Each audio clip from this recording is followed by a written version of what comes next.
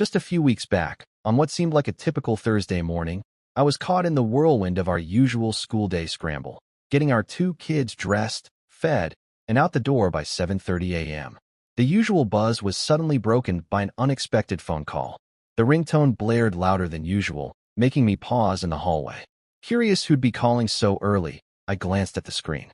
The number displayed an area code I didn't recognize, which only heightened my curiosity. "Hello," I answered, cautiously holding the phone to my ear. To my surprise, it was Claire, my wife.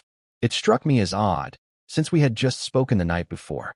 Claire works for a small marketing agency, and though I stay home and work remotely while managing the kids, she's often traveling to oversee promotional print projects for a major client downtown. It's a routine we've grown used to. We make it work. Financially, we do fine.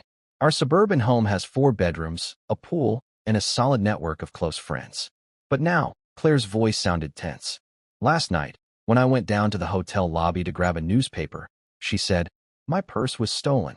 My stomach tensed. "You're usually so careful," I said. "What happened exactly?" "I made a silly mistake," she admitted. "I left it on the cashier's counter while grabbing something else to read. By the time I came back, it was gone. The staff checked nearby trash bins just in case, but nothing turned up. My license was inside, too. I'll probably need to take a taxi to my meeting today." She asked me to cancel all our credit cards immediately. I've already told Joy, my boss, and she's arranging to have new Amex cards overnight to me. She'll also wire me some money to get by until then. I told her not to worry and that I'd take care of the cards. "Hopefully, apart from the $1,200 in your wallet, we won't lose anything else," I said. "We can gradually replace everything else." Claire sighed in relief and told me she still had her makeup and would be ready for her morning presentation. Before hanging up, she said, "I miss you and the kids. I really miss being home." Little did I know, that phone call would be the first clue in a series of events that would unravel everything I thought I knew about our marriage. Roughly 6 weeks passed since that stolen purse incident.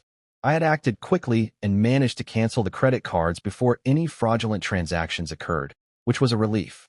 Still, Claire's wallet, including her ID and other non-bank items, remained missing, and while it bothered me, I tucked that concern away. Life rolled on, and the routines kept us busy. But then something odd happened. While searching through the drawer where we keep insurance paperwork, I came across a folder I hadn't noticed before. Inside were monthly statements from Claire's Fidelity account, the one that holds her inheritance.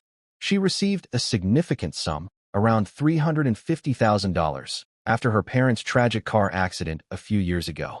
I'd always honored her privacy regarding that money, but seeing the file open like that stirred my curiosity. I glanced at the recent balance. It had grown to over $400,000. Not bad at all.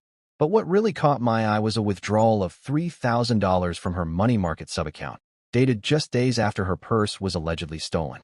Why would she need that much cash? That one detail gnawed at me. I couldn't let it go. So, I looked deeper. In her transaction history, one entry stood out. A check written to a jewelry store located in the same city she had traveled to during the time of the supposed theft. What jewelry did she buy? She hadn't given me anything new. Hadn't mentioned buying a gift for a friend or family member. I knew she had a brother, but nothing suggested she'd spent that kind of money on him. So, I visited the jewelry store's website, found their phone number, and decided to call. A pleasant woman answered. "Thank you for calling. How can I help you today?" I introduced myself, mentioned a recent transaction my wife made, and pretended there had been a small issue with the item. I asked if they had a warranty on the purchase. The woman paused, then said, "Yes, I remember that transaction. Your wife seemed really upset. She told us her wedding and engagement rings had been stolen and wanted to replace them. It was a difficult situation for her emotionally." She went on to explain that Claire had used a company card at first and then followed up with a personal check. "Was there an issue with the ring settings?" the woman asked. "Sometimes diamonds come loose." I could barely focus on what she was saying. Claire never mentioned losing her wedding rings. She told me only her purse was stolen and made no mention of the rings being inside. Why were her rings in the purse at all? No professional reason would justify her removing them. Unless she didn't want people to know she was married. Unless she was trying to appear single. That thought alone made my stomach twist. Was she hiding her marriage? Was she planning an affair? The realization hit like a truck. The rings, the ones I had bought for her, modest but full of meaning, had quietly disappeared. And in their place, Replacements, bought in secret. I couldn't shake the feeling that something was deeply wrong. If Claire had truly lost her rings, why hadn't she told me? Why go through the trouble of replacing them without so much as a mention? The story about the purse being stolen started to unravel in my mind. I needed confirmation. So I searched online for the hotel's contact information where she had stayed during that trip. After a few rings, someone at the front desk picked up. I explained that my wife had reported a stolen purse several weeks ago and asked if they had any written reports on file. To my surprise, the staff confirmed they did. Yes, the voice said. A report was filed by a Ms. Claire Barton. Would you like us to fax it to you? Yes, please, I said, trying to keep my voice steady. A few minutes later, the report came through. I held it in my hands, reading each line carefully. It was signed by Claire. According to her own statement, the theft had occurred while she was dancing at a hotel event. She'd left her purse at the booth she was sitting at, and when she returned from the dance floor, it was gone. Dancing? That wasn't part of the original story. She said she had gone to get a newspaper. There was no mention of music, dancing, or events. Even more suspicious, she'd explicitly written in the report that she didn't want to involve the police. Why not? My mind raced. The pieces didn't add up, and her behavior was becoming more and more questionable. What was she really doing that night? She hadn't just lost some belongings. She had lied, and I still didn't know the full reason why. The thought lingered like a shadow. Were the rings even really stolen? Or was that part of the cover-up? One thing was now crystal clear. Those rings had been in her purse, probably taken off on purpose, while she was dancing. With whom? And if she was willing to lie about something as symbolic as wedding rings, what else was she willing to hide? I needed answers, but I also knew I had to stay calm and calculated. Her next business trip was in a few days, and I realized this might be my only chance to learn the truth. As the days ticked by, my focus sharpened. Claire's next business trip was approaching fast, and if I was going to uncover the truth, I needed to act with precision. The night before her departure would be critical. I started paying closer attention to her patterns. Claire always brought her work briefcase home the night before an early morning flight. She'd pack it along with her overnight bag, then leave it by the door, ready for the airport. That briefcase might hold the answers. I kept a neutral face, never letting on that I was suspicious. But behind the scenes, I was preparing. When the kids got home from school, I stayed busy with the usual routine: homework, dinner prep, laundry. But in the back of my mind, I was planning how and when I'd access her briefcase. That evening, while making dinner, I accidentally dropped a bowl of baked beans on the floor. The mess gave me a perfect excuse to be distracted and frazzled, and Claire didn't seem to notice anything unusual when she got home. We shared our usual small talk at dinner. I kissed her on the cheek. I pretended things were normal. She bought it. So, another trip coming up? I asked casually as we cleared the table. She nodded. Yep, same routine. I'm leaving for Denton tomorrow morning. Should be back Friday. I leaned in slightly. Do you really need to go? I mean, with the kids and everything. She sighed. I know. I miss you all too. But it's just a couple of days. She didn't seem nervous. If she had anything to hide, she was doing a remarkable job masking it. Or maybe she was just used to hiding things. Later, she asked if I could grab her suitcase from the car. Sure, I said, careful to sound casual. Also, do you know where the car keys are? One of the tires looks a little flat. Might be a nail. I'll take it over to Jerry's station before it gets worse. Claire hesitated for a second, but then handed over the keys from her purse. Why not just use the spare? She asked. I smiled. It's better to fix it right if we've got time. She didn't argue further. With that, I had what I needed. I drove her car out of the garage and headed toward the junction station. Jerry, my old high school buddy, was working that night. When I pulled up, he raised the service door and waved me in. What's up, man? He asked. Long story, I said. Mind if I use your bay for a bit? Jerry gave me a curious look, but nodded. You do what you gotta do. I opened the trunk and there it was, her briefcase. I placed it on the workbench, opened the latches, and started searching through its compartments. I moved methodically, careful not to disturb anything out of place. Then I saw it. A small, half-used package of contraceptives. Free missing. Everything in me went cold. My hand froze over the open briefcase, the fluorescent lights of the garage humming above me. I stared at the packet, hoping, praying, that there was another explanation. But there wasn't. It was exactly what it looked like. My heart dropped into my stomach. 3 were gone. I returned the package exactly where I'd found it, sealed the briefcase, and placed it back into the trunk as if nothing had happened. As I shut it, Jerry walked back into the bay from the main office. You good, man? He asked, sensing my tension. Yeah. I lied, forcing a tight smile. Could you check the tire pressure for me while I pretend I fixed something? Jerry nodded. He knew not to ask more. While he worked, I drove Claire's car to a nearby gas station and filled up the tank. Not because she needed it, but because I didn't know if I'd ever do something thoughtful for her again. I felt numb, floating through muscle memory. Everything felt surreal. By the time I got home, the garage door closing behind me sounded like a final chapter slamming shut. The realization of what I'd found, what it meant, was pressing down on me. Not just betrayal, not just infidelity, but intentional, secretive planning. She had prepared for those encounters. And now, I had proof. Inside the house, I tried to behave normally. Claire was already packing in the bedroom. Is the tire okay? She asked without turning around. Just a nail, I said. Fixed now. Thanks, honey, she replied softly. We sat down for dinner. The kids were laughing, chatting about their day. Claire smiled, helped clean up, even teased me about forgetting to pick up juice from the store. Everything felt ordinary, except it wasn't. Later that evening, she retreated to the bedroom to finish packing. I followed her a little while after with her suitcase. She looked up. All set. Yep, I replied. Just need a good night's sleep before your early flight. She smiled, walked over, and wrapped her arms around me. I'm really looking forward to the weekend with all of you once I'm back. I didn't reply. I couldn't. That night, as we lay in bed, she leaned into me, whispered in my ear, Are you ready for tonight? I hesitated. I think so, but my stomach's acting up. She gently caressed my shoulder. That's too bad. I hope you feel better soon. And then, quietly, I love you. I instinctively put my arm around her. And in that moment, I hated myself for still needing her touch, for still hoping that maybe, just maybe, there was another explanation. But I knew better now. We kissed the kids goodnight.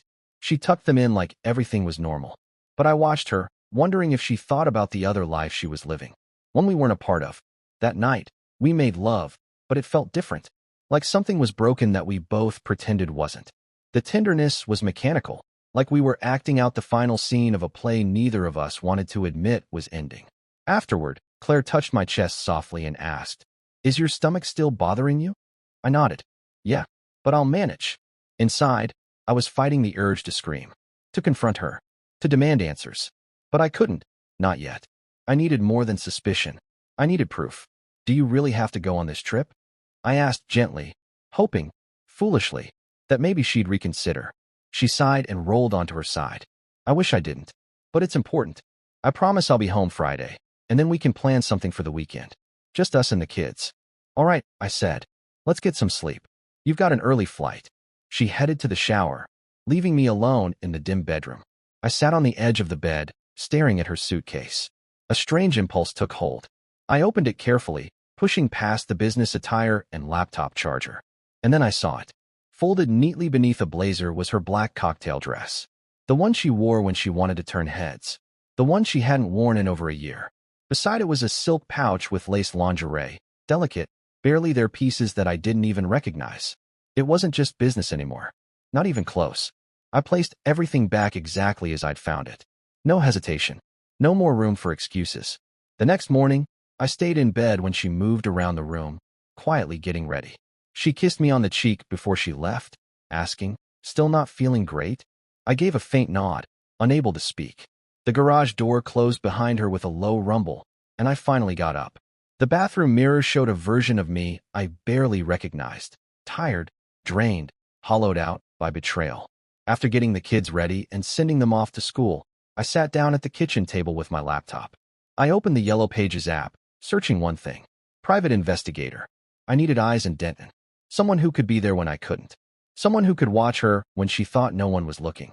I contacted a few firms and eventually found one with a branch in Denton. I scheduled a meeting immediately.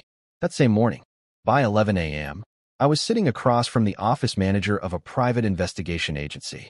The place looked ordinary. File cabinets, coffee-stained desk, humming printer. But for me, it was now the control center of a life-altering mission. I handed them a recent photo of Claire and gave them everything I knew. Her itinerary, the hotel, even the name of her client. They nodded professionally, scribbling notes and asking a few clarifying questions.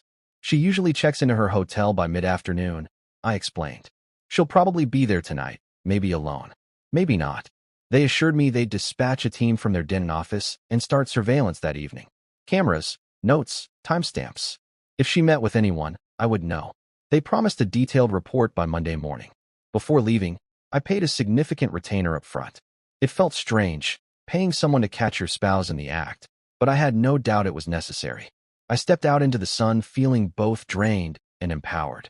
Later that afternoon, I had another meeting, this time with a divorce attorney, a recommendation from a trusted friend. The office was sleek, quiet, and air-conditioned, but my nerves made everything feel stifling. The lawyer laid everything out clearly. This state recognizes no-fault divorce, he said. So we don't need to prove infidelity in court. But if you want full custody, her behavior could support your case. I do, I said firmly. I want the kids with me. He explained how property would be split evenly, 50-50. Because Claire and I made roughly the same income, alimony wasn't likely, unless child custody became a factor. He added that her inheritance was off-limits. I had no intention of touching it anyway. I just want my kids, I said. And I want her out of the house. He nodded. If you're granted primary custody, you can request that she vacate the home. When the kids turn 18, the house can be sold and the proceeds split. It was a plan, a lifeline. The lawyer promised to have the documents ready by Monday. I told him I wanted them served at Claire's workplace. Publicly. Are you sure? He asked. I was. She deserved to feel a fraction of the public humiliation I had suffered in silence. For every lie. For every kiss she shared with someone else while pretending she loved me. That night, Claire returned from her trip, smiling, chatty, like everything was normal. I didn't say much. I just looked at her and thought, you have no idea what's coming. Friday evening came with its familiar routine, dinner with the kids, laundry, bedtime stories. Claire returned home a bit later than usual, tossing her suitcase by the bedroom door and giving me a tired smile. I'll take care of my laundry later, she said, waving off my offer to help. I smiled faintly. Of course she would. She needed to make sure there were no surprises. Later that night, while lying in bed beside me, she placed a hand on my chest and asked, "Is your stomach still bothering you?" I nodded. "Yeah, I think I'll try that new medication Rob mentioned. Might help." She kissed my cheek. "I miss the old you. I really do." I said nothing. On Monday morning, after the kids left for school and Claire headed off to work, my phone rang. It was the investigator. "The report is ready," the voice said. My pulse quickened. "I'll be there in 20 minutes. At the agency office, the manager greeted me with a file folder and a heavy expression. I haven't read through it all, but it's damning. He slid the report toward me along with a CD containing digital photos. I opened the file and scanned the pages, my hands trembling slightly. Subject, Claire Barton. Date, Wednesday, June 16th. Location, Denton Marriott Hotel. The surveillance started at 5:17 p.m. Claire was spotted entering the lobby, wearing her company badge and carrying her briefcase. She took the elevator to room 414. Alone. The first photo, Exhibit 1A, showed her dressed professionally, still wearing her wedding and engagement rings. But then things changed. At 6:32 p.m., she was seen leaving her room. She wore a black cocktail dress, the one I found in her suitcase. Her heels clicked across the tile floor of the hotel lobby. Around her neck was the necklace I had given her on our 10th anniversary. But the rings? Gone. In Exhibit 1D, Claire was pictured at a booth in the hotel restaurant, wrapped in the arms of another man. They were kissing. Intimately. Desperately. By 8:51 p.m., they left the restaurant and returned to her floor. Exhibit 1E captured the moment they entered room 414. Claire looked euphoric. A little tipsy, but unmistakably pleased. The report also noted the man's identity. His license plate was traced to an address in Denton, Alexander B. Tate. Married. 2 kids. And just when I thought it couldn't get worse, it happened again. The next night, same pattern, different man. I closed the folder slowly, the weight of it sinking into my hands like concrete. My breath caught in my throat. This wasn't a one-time mistake. It wasn't a drunken slip. It was a lifestyle, one she had cultivated in secret. Claire wasn't just unfaithful. She was living a second life. I thanked the investigator, paid the remaining balance, and took 2 extra copies of the report and the CD. One would go to my lawyer. The other? A backup, just in case.